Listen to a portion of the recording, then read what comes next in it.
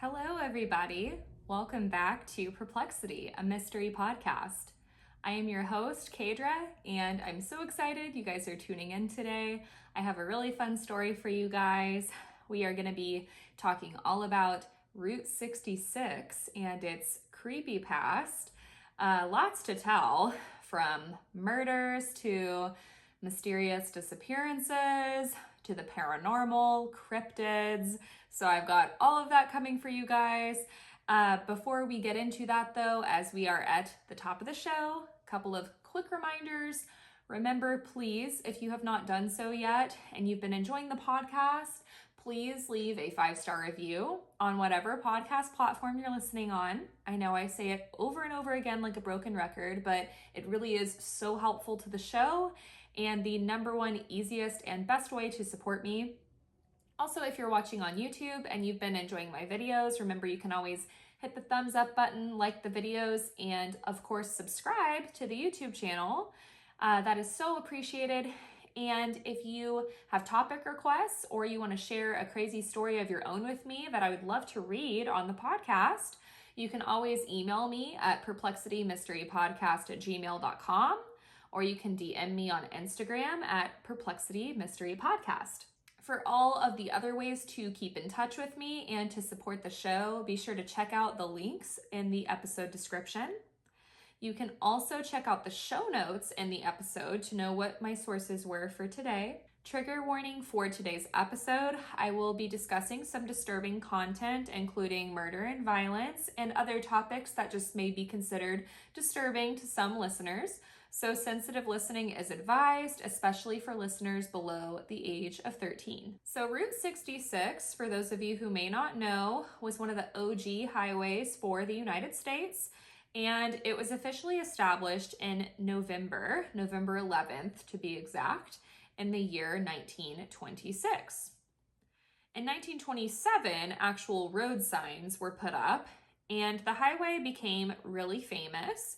It originally ran all the way from Chicago, Illinois, through Missouri, Kansas, Oklahoma, Texas, like in the Panhandle area, New Mexico, and Arizona, before ending up in Santa Monica, California. So obviously it was a very long highway. It covered nearly 2,500 miles or 3,000 kilometers. A portion of Route 66 in Missouri overlaps the northern route of the Trail of Tears, followed by the Cherokee Indians during their forced 1838 relocation from their homelands. During this traveling along the Trail of Tears, as we know, many Native Americans died, and this was estimated to be between 3,000 and 4,000 people that died. And by 1928, this road was actually used in a big race. Runners ran from coast to coast in a 3,400-mile marathon from Los Angeles to New York. This race was nicknamed the Bunyan Derby, which I think is pretty funny because if you're running that far, I bet you had some serious bunions afterwards. So stupid. There were 199 men that began the 84-day race and 55 finished it. I would be out after a few hours. And there was a winner declared, which was a 20-year-old man named Andy Payne, and he took home a $25,000 cash prize. During the segregation era, African Americans were banned from many motels, restaurants, and other businesses, as we know, but also along Route 66, this was happening. And a number of sundown towns were also found along Route 66. These sundown towns bordered the highway, and in 1936, Victor H. Green, a Black postal worker from New York City, actually started publishing a book. He called it the Negro Motorist Green Book, and a travel guide featured places to stay, eat, and shop that were friendly to African Americans. So he started publishing these books to help keep Black people more safe along this area. And this series continued through 1966. The road has also been featured in society and culture, including the 1946 hit song by Nat King Cole, Get Your Kicks on Route 66. A TV series that aired in the 60s on CBS was also called Route 66, and this was about two young guys wandering America in a Corvette, and this was shot along Route 66. The Disney and Pixar film Cars and the infamous novel The Grapes of Wrath by John Steinbeck also have strong themes about Route 66. And The Grapes of Wrath is where Route 66 got one of its most popular nicknames, the Mother Road. So during the 1930s, because this road covered so much ground, it was the main route for people who wanted to migrate west. And in the 1930s in the US, we also had the Dust Bowl going on, which was basically when there was a ton of really severe dust storms. And they were so severe that they were damaging the lands, the crops in America and Canada. And on top of that, there were really bad droughts. The Dust Bowl was also a strong part of the plot in the Grapes of Wrath novel. So basically, Route 66 was important during this time, though, because it helped the economies in these severe stages. Because this road ran through the US and made things and people more accessible. But this all began to change in 1956 when President Eisenhower signed the Federal Aid Highway Act, establishing America's 47,800-mile interstate highway system.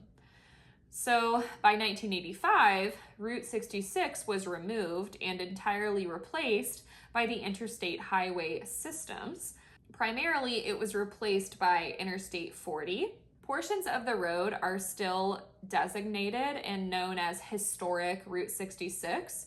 So there are a lot of parts of it still that you can go and visit or drive on, thanks to nonprofit groups that were formed to help preserve the highway. But technically, you can't do the original route as it was built. If you were to drive Route 66 today, you would want to plan for about 2 full weeks or about 8 to 10 days being spent on Route 66, with other days being to rest and explore the area. There are a lot of great museums, diners, and attractions along Route 66, but navigating this route can be challenging. Picking up a copy of Route 66, EZ66 Guide for Travelers would be helpful because Google Maps is not very reliable if you are driving this route. There's also an app called Route 66 Navigation, and this will give you more precise directions as you're driving. It's also recommended that if you do travel Route 66, you do it in the late spring or early fall so that you're avoiding any severe weather conditions, because you definitely don't want to break down while you're doing this drive. So obviously you also want a reliable car. The 2006 film Cars helped make Route 66 more popular again. So because of this, when the movie came out, tourism on Route 66 actually exploded. And as you drive this route, you can even see some Cars-inspired installations. Ramon's House of Body Art is based on the U-Drop Inn in Shamrock, Texas. The hills behind Radiator Springs are fashioned like the Cadillac Ranch art in Amarillo, Texas, which I've been to. It's pretty neat. Flo and her V8 Cafe are based on the Midpoint Cafe in Adrian, Texas. Sally's Cozy Cone Motel is based around the Wigwam Motels found in Holbrook, Arizona and Fontana, California. The Hackberry General Store in Arizona inspired Lizzie's Radiator Springs Curios and much, much more. Now, with a new highway and with driving in the US in general, there's going to be a history of car accidents. And for decades, Route 66 was actually known as Bloody 66 because there were so many bad car crashes. The highway was known to be very busy and the roads were also very narrow and twisty, curvy, and it was considered to be ill-engineered in its early days. There was also a book by Barry Duncan called Route 66, A Trail of Tears, and this included a lot of photographs of serious car crashes that occurred along this route. The accidents were especially prominent for some reason in Missouri. A Joplin Globe story about the book recalled in one bloody 9-month period in 1941, the area around Fort Leonard Wood in central Missouri saw 454 accidents on the highway. 54 people died, including 19 U.S. soldiers between January and September of that year. In 1 month in 1959, there were also 11 people that died on Route 66 near Peach Springs, Arizona, and a 1953 article in the Gallup Independent newspaper in New Mexico called Route 66 traditionally the state's most dangerous highway. So it didn't develop the best reputation when it came to safety. Near Lincoln, Illinois, some locals even claimed that there were car crashes every few hours on Route 66. There were also areas known as Dead Man's Curve, Dead Man's Alley. Accidents, unfortunately, do continue to this day along this route. Just to give one example, in late July of 2019, a 28-year-old woman died in a 2-vehicle accident at the intersection of State Route 66 and Route 366. She attempted to make a left turn and was T-boned by an SUV. She was not wearing a seatbelt and was pronounced dead at the scene. Because Route 66 was eventually nixed from the American highway system, it would make sense that this would have also resulted in many abandoned or ghost towns. There are many abandoned towns along this route, especially in Texas and Oklahoma. Driving through them, and especially standing in them, can be quite eerie due to the insanely heavy silence. You could hear a pin drop. Some ghost towns have also been reported by visitors to give a feeling of uneasiness, or even have a couple of old townsfolk dwelling around in their unearthly form, if you catch my drift. In addition to this route being dangerous, though it has improved, it's also known to have quite a bit of paranormal activity.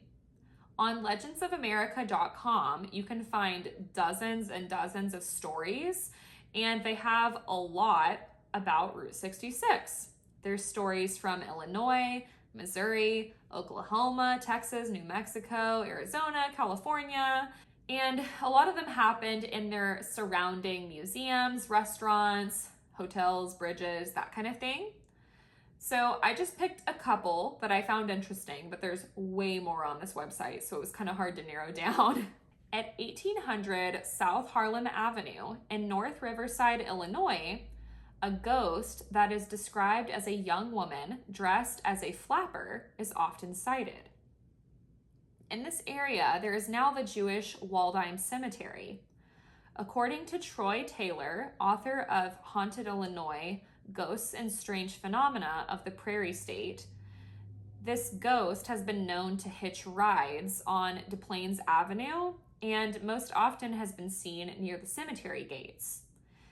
In the years before World War II, she was often reported to be at the Melody Mill Ballroom. She would dance with the young men there and often ask for a ride home.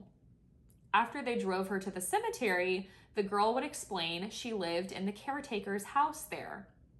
Then she would get out of the car and mysteriously disappear.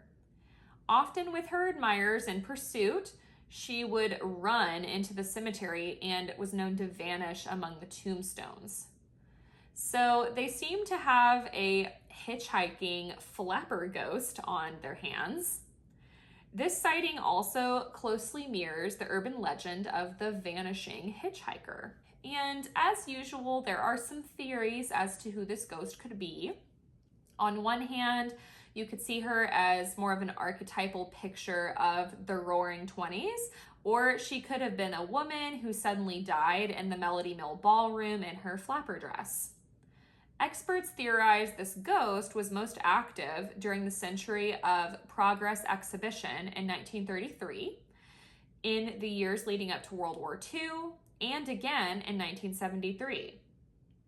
She was probably a regular at the Melody Mill, and some people think she died of peritonitis, which is the result of a burst appendix. And legend has it, there was a regular at the Melody Mill who died in this way and was buried at the Jewish Waldheim Cemetery, which is where this ghost always wants to be driven back to. So after this unnamed woman died, the legend goes that staff members at Melody Mill saw her apparition in the ballroom. There was even one man who had become so infatuated with this apparition, not knowing that she was a ghost. He danced with her all night at the Melody Mill and had even gone home with her at the caretaker's house. Bow chicka wow wow.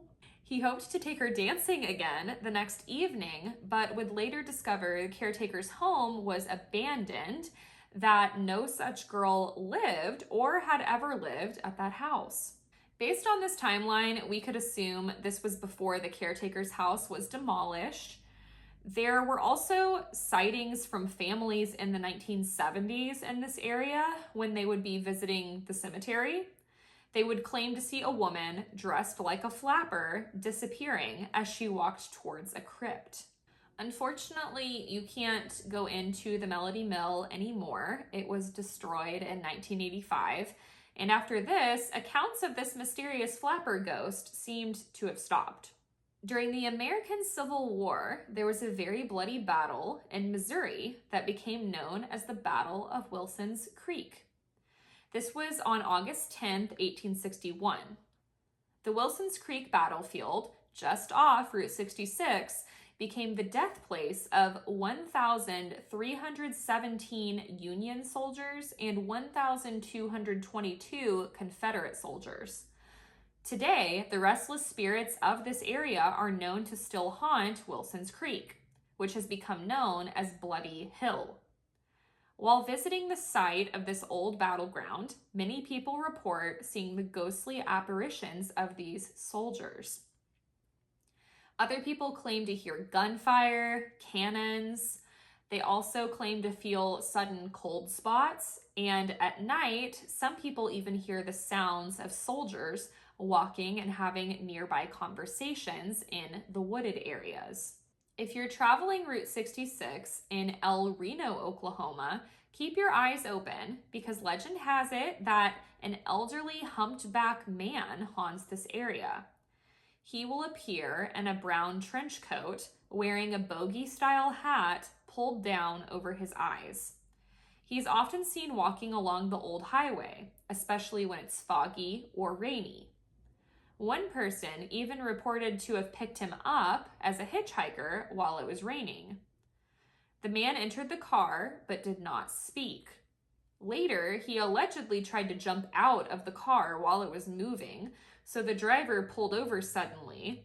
But as soon as the driver pulled over, he spotted the man outside walking again, several miles ahead of where the driver had stopped. Another person claimed they thought they hit the man once with their vehicle, but after stopping to check on him, they discovered no one was there. The infamous La Llorona, or Weeping Woman, which I covered in episode 5, is also known to be seen in various areas right along Route 66. Her deafening cries are often heard at night, and she's often spotted as the woman in white near the water. During the 1920s, in the historic town of Oatman, Arizona, the Oatman Hotel became a place of rest and solitude for many travelers along Route 66.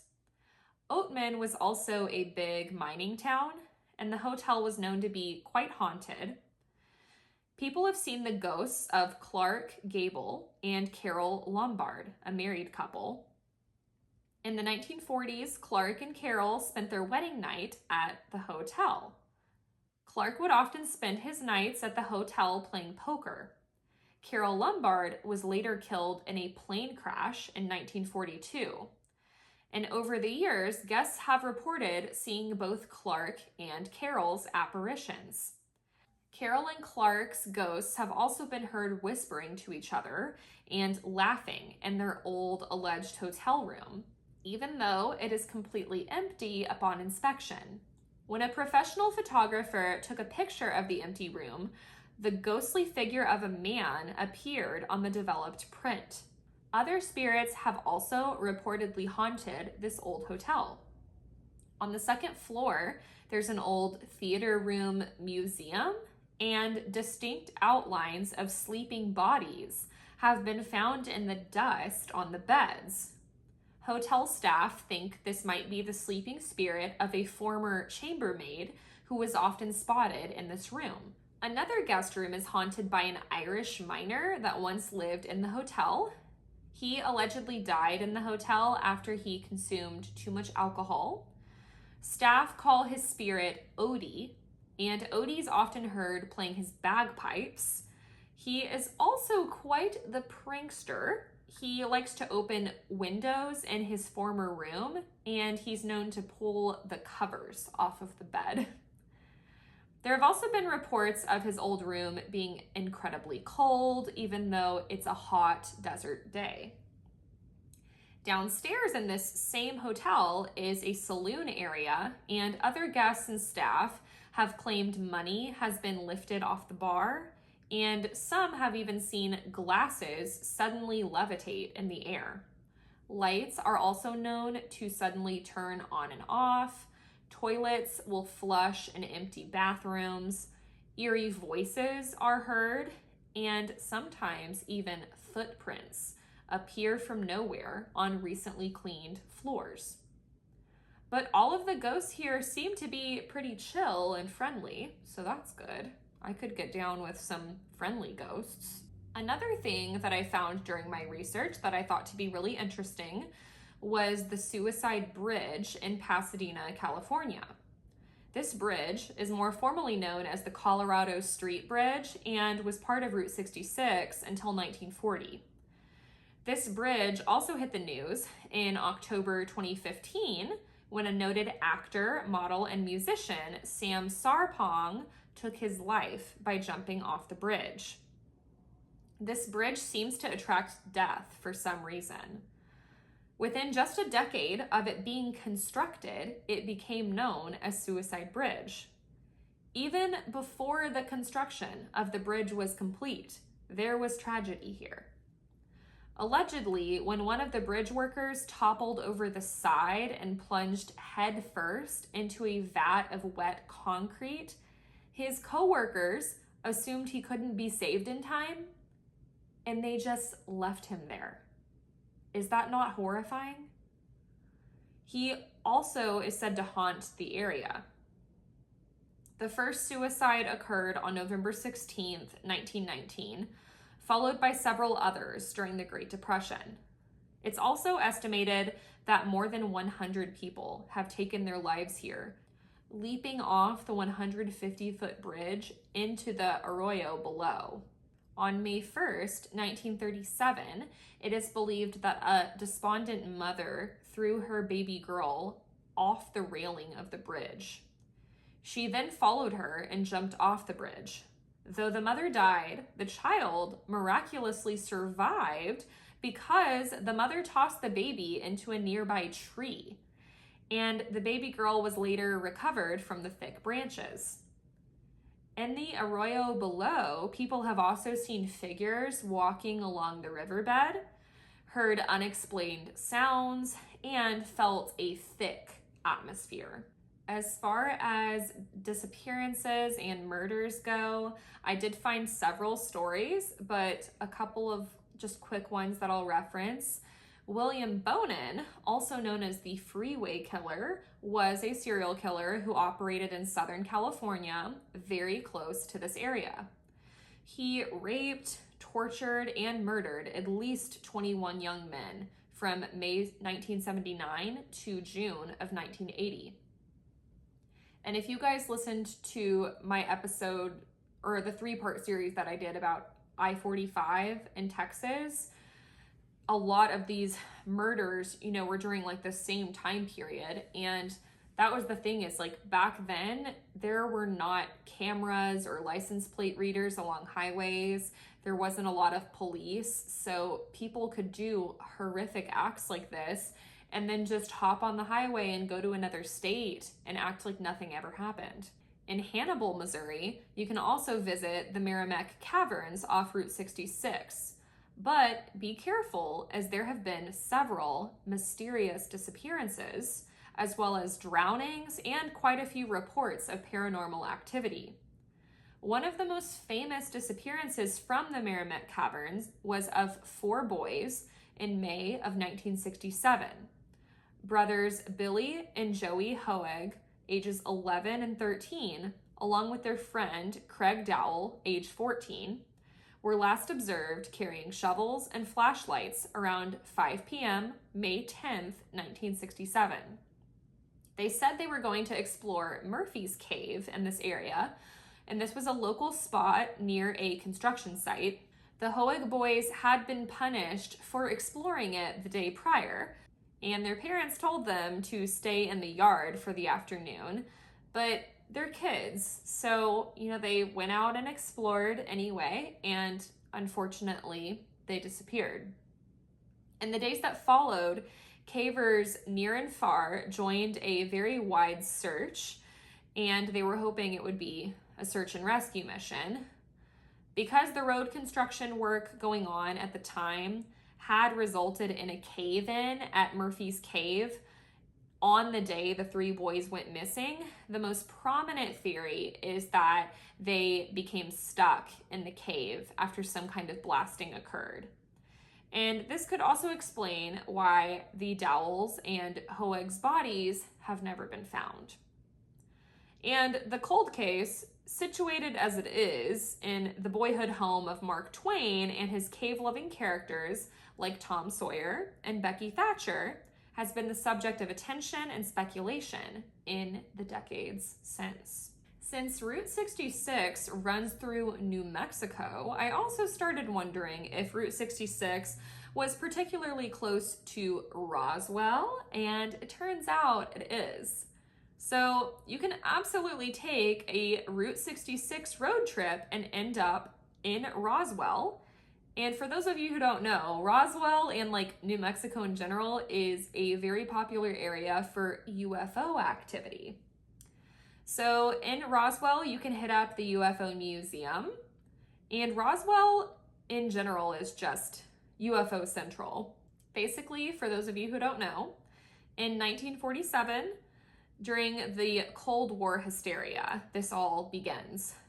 So this is about 20 years after the construction of Route 66.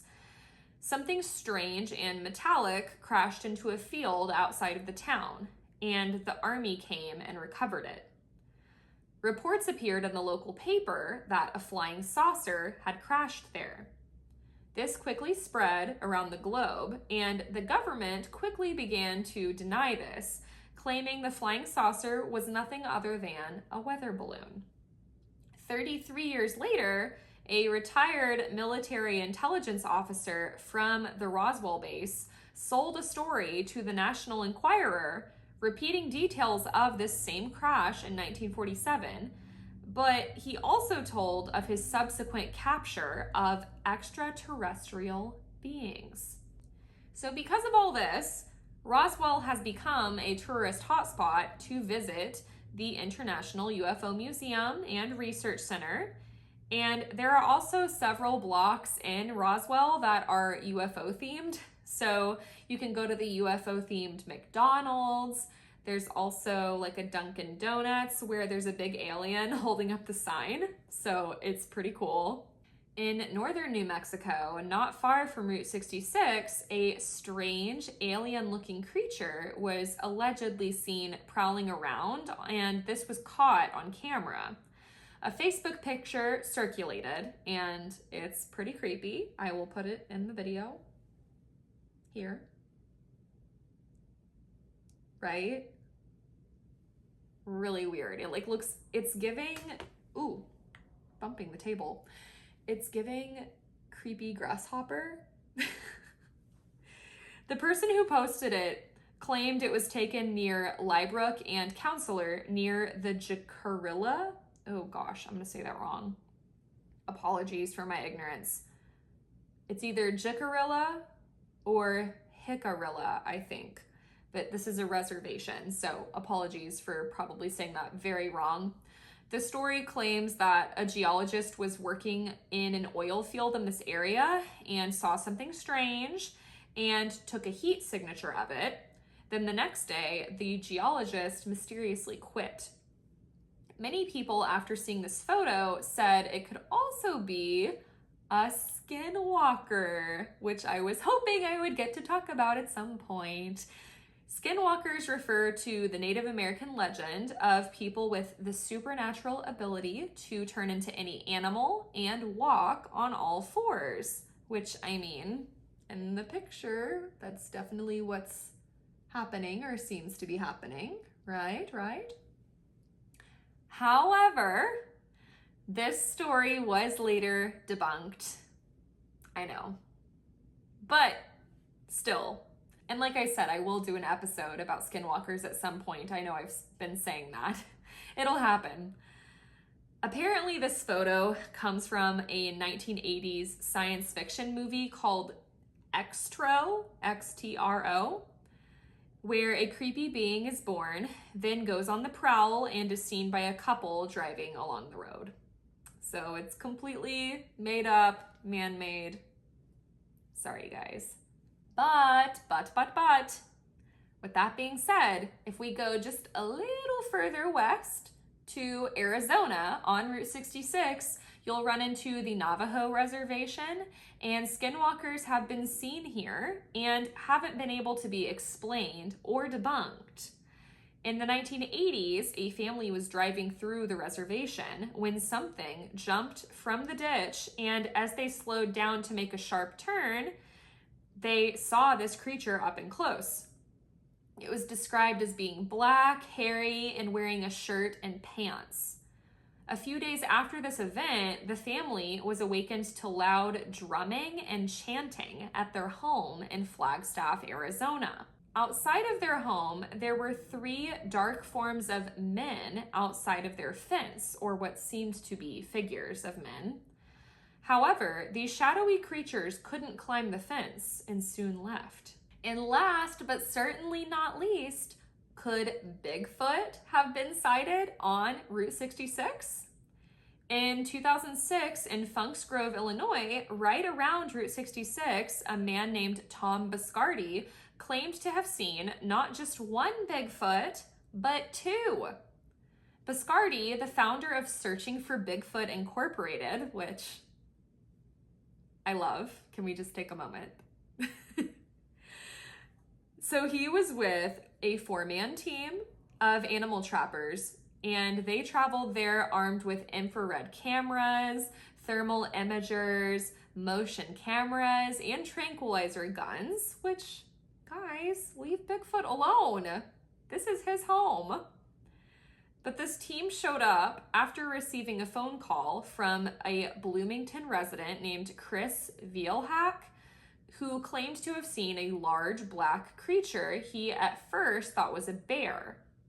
The creature ran behind his 1990 Mustang as he drove slowly down old Route 66.